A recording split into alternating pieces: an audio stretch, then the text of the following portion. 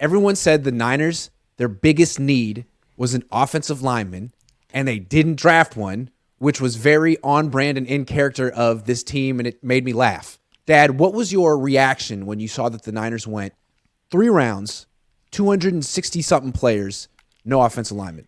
I was following the draft, and when the whole draft went, I thought they had a pretty good draft. I mean, actually, the players they drafted were pretty good. Yeah. Except taking that kicker so high up, I don't know.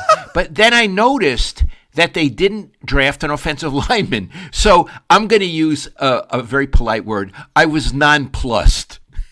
I was nonplussed. At what did you realize midway through the draft, like, they're just not going to take one? Yeah, I kept thinking, where is this offensive lineman? Because, they're flying off the board. And the rest of the league seems to think they're kind of important. Yeah, okay. Okay, so I got a question. They didn't draft an offensive lineman, and then Kyle and John came and you talked to them, and they were generous with their time and generous with their answers. Okay. First question. Mayoko. And it was Maddie. God love him. Maddie said, you didn't draft an offensive lineman. And Kyle says, well, we didn't want to draft just for the sake of drafting. I'm paraphrasing, but it's pretty close. None of them really was a good fit for us. And so it's better. I believe he said we would have loved to draft an offensive lineman, but none of them fit. All 39 drafted offensive linemen didn't fit the 49ers scheme. Is what he said. Yeah, they must have a very ambitious scheme. If like the cream of the crop from, you say 39 from college. 39 of best from the NCAA. None of them fit. None of them could. So the question is, what is it about his scheme that these 39 guys were deficient in? Or 39 were like not as good as Colton McKivitz and Nick Zakel or something. Whatever his excuse was seemed like not the real reason. Whatever he said, it felt like just words. Right, because look, he may believe what he said, but it's preposterous. It's preposterous that not one of 39 could have come ahead of that kicker and wouldn't fit. It's an interesting verb to use, fit. Like Bobby Slowick and D'Amico are in Houston. They drafted 2 offensive linemen. They used the same exact scheme. Mike McDaniels in Miami used the same exact scheme. He drafted an offensive lineman. So they found fits. You couldn't find one fit? That's a strange word. Strange excuse. Okay. Strange excuse. Okay. So let's try to do a deep dive on this. Iggy, why do you think now they took undrafted free agents, but that's a different thing. That's not the cream of the crop. Why did he not draft an offensive lineman? I think to answer this question, you have to really get into Kyle Shanahan's psyche. Yeah. And I think there's a couple things at play here. He doesn't like being told what to do by the masses, by the media. He's the smartest guy in the room. He knows more about football, and he does. But sometimes there's just common sense staring him in the face, and the media can see it, and they tell him what to do. Hey, you need an offensive lineman. Like, it didn't take a freaking football genius to tell the Niners they needed an offensive lineman. And I think when he hears it enough, he kind of pushes back and says, I need an offensive lineman. I'll show you.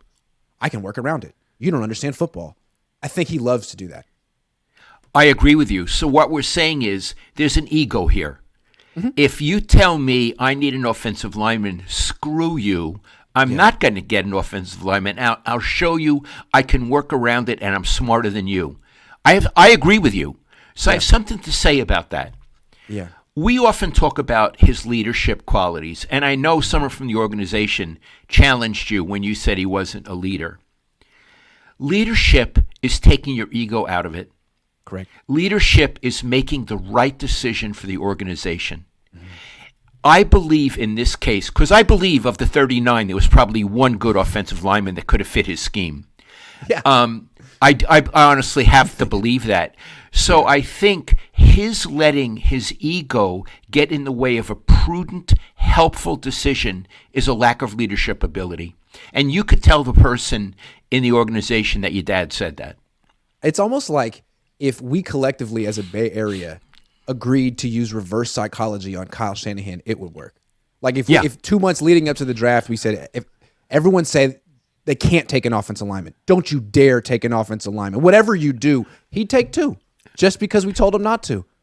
Why did Kyle Shanahan put beans in his ears? Because we told him not to. That's from a play called The Fantastics.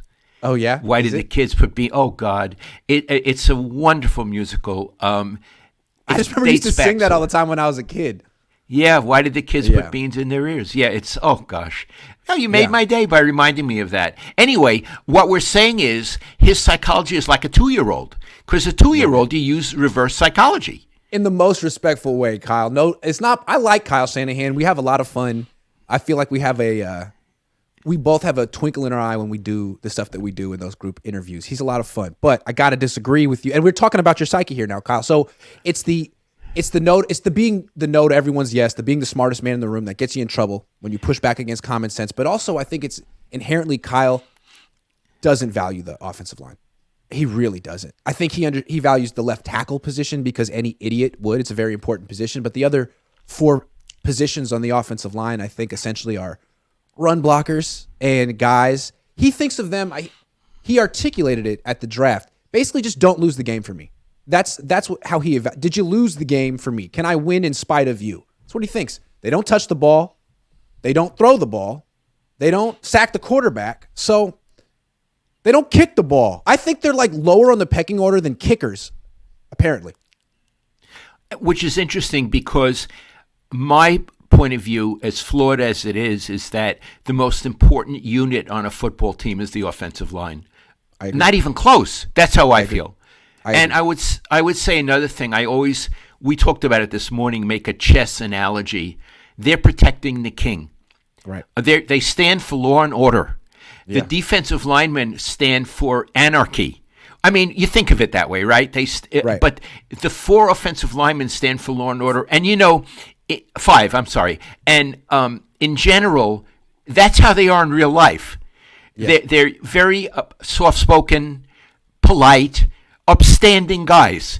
Yeah. And they're protecting the king, which is the quarterback. But you made a very insightful comment to me when we were talking about it this morning about protecting the king.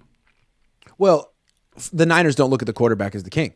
Right. The Niners look at the quarterback as just another piece on the chessboard, like a bishop or maybe a pawn. I mean, they always talk about how cheap their quarterbacks are. The running back makes more money than the quarterback. The tight end makes more money than the quarterback. One of the wide receivers, soon Ayuk, the left tackle. I mean, so many players make more money than the quarterback. The quarterback constantly gets hurt. He's interchangeable, not on a chessboard. So that's partly where the Niners get into trouble here. They don't value the quarterback position. Right. They don't look at it as the king. No. Who cares about protecting him? Exactly. Whereas Mahomes is the king. Uh-huh. In Green Bay, the sourpuss was the king. Joe Montana was the king. Cincinnati, Joe Burrow's the king. And so the number one priority is give him an offensive line, and then we'll figure out the rest. We can figure out the rest. The Niners are backwards. They figured out the rest, and they can't figure out either of those two things. Yeah, so, again, all due respect to Kyle, but in terms of his philosophy, I disagree. Yeah, I do. I disagree. Yeah. And what's interesting is he's tried this philosophy and failed. When he was in the Super Bowl against the Chiefs, the right side of his offensive line crumbled down the stretch against Frank Clark and Chris Jones. And the last 2 NFC Championship games, I mean, in Philly, his offensive line blocked absolutely no one. And then in the fourth quarter against the Rams the year before, their offensive line, the right side caved again. It keeps happening. And he doesn't adjust. In contrast, Andy Reid, he went to the Super Bowl against the Bucs, lost, remember? They scored 9 points. They had no offensive line. Mahomes was running for his life. What did they do since then? They totally revamped their offensive line, 5 new starters, and they won a Super Bowl. I think they feel as long as they have 5 good offensive linemen in Mahomes, they can win. And the Niners haven't. So they learned from their they learned from their mistakes. They learned their lesson. Kyle doesn't learn his lesson. And the Chiefs drafted an offensive lineman right after the Niners, about 5 picks afterward in this draft. Correct. Yeah, so they know what they're doing. I think clearly Kyle is very bright, and he's very cutting edge in certain ways. But, and this again goes to leadership, he doesn't learn from mistakes. Mm-mm. No. He doesn't learn from mistakes. And you have to. Everybody makes mistakes. Yeah. There's no shame in making a mistake. But you've got to learn from them. And if you don't, that's your flaw. That's your tragic flaw. The Chiefs learned. The Chiefs learned. Because you keep making the mistake again and again. That's right. The Chiefs learned. Sorry, go ahead. I want to go parenthetical for a moment. Because you told me a little. Have you told the story about when you were the only one in the interview room with Kyle the other day? No, I haven't told that story. I haven't told it. Is it okay to tell it? I could tell it. It was okay. I like it. It's a good story. So it's right after the draft, round 7. And PR person comes over and says, hey, Kyle and John are walking to the interview room. Why don't we go over now and do the interview? So I like to be the first one there because I want to be front and center and set up and record. So I hustle over, speed walk over. I get there first. Kyle and John walk in second. And they expect us all there waiting because you can't waste their time. So I'm sitting there by myself. Kyle and John walk in, and Kyle like reacts. He's like, what the hell?